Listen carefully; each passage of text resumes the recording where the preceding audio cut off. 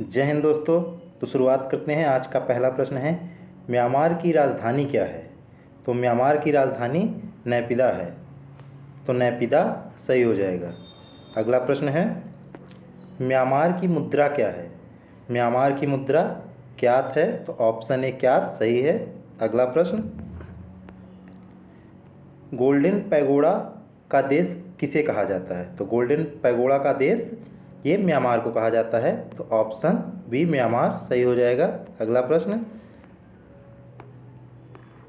निम्नलिखित अधिनियमों में से किस अधिनियम के फलस्वरूप वर्मा भारत से अलग हुआ? पहले वर्मा म्यांमार को ही वर्मा के नाम से जाना जाता था। तो ये भारत शासन अधिनियम 1935 के तहत वर्मा जो है भारत से अलग हुआ था। तो ऑप्शन बी सही हो जाएगा।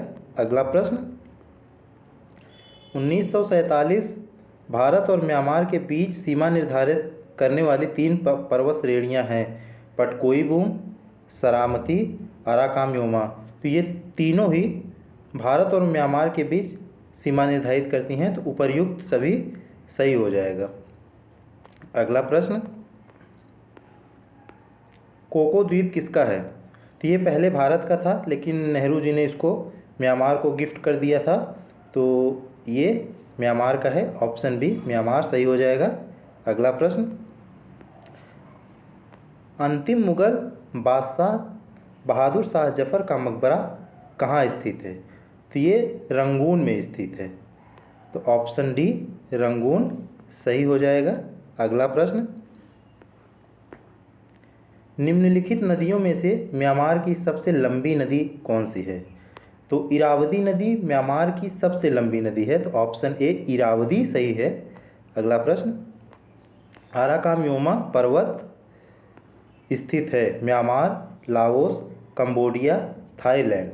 तो ये म्यांमार में स्थित है। अराकाम योमा पर्वत म्यांमार में स्थित है। तो ऑप्शन ए म्यांमार सही है। अगला प्रश्न, शान का पठार स्थित है चीन, मंगोलिया, म्यांमार, थाईलैंड। तो शान का पठार भी म्यांमार में स्थित है। तो ऑप्शन सी म्यांमार सही है। अगला प्रश्न, भारत व चीन के अतिरिक्त कौन म्यांमार के सीमावर्ती है?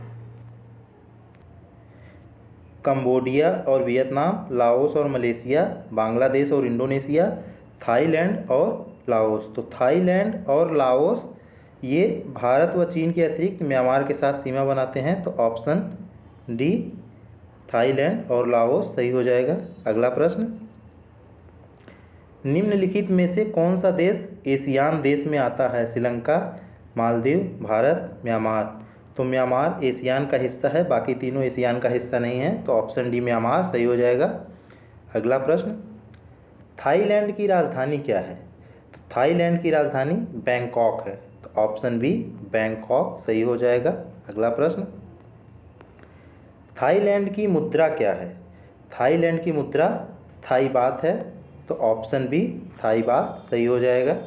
अगला प्रश्न, थाईलैंड में से कौन थाईलैंड के सीमावर्ती निम्नलिखित में से कौन थाईलैंड के सीमावर्ती नहीं है? चीन, लाओस, म्यांमार, कंबोडिया। तो चीन जो है वो थाईलैंड के साथ सीमा नहीं बनाता है। तो ऑप्शन ए चीन सही हो जाएगा। बाकी लाओस, म्यांमार, कंबोडिया ये थाईलैंड के साथ सीमा बनाते हैं। अगला प्रश्न, सफ़ेद हाथियों का देश किसे कहा जाता है? तो थाईलैंड को ही सफ़ेद हाथियों का देश कहा जाता है। ऑप्शन ए सही हो जाएगा। अगला प्रश्न, निम्नलिखित नदियों में से कौन थाईलैंड की प्रमुख नदी है? गंगा, मेकांग, ह्वांगही।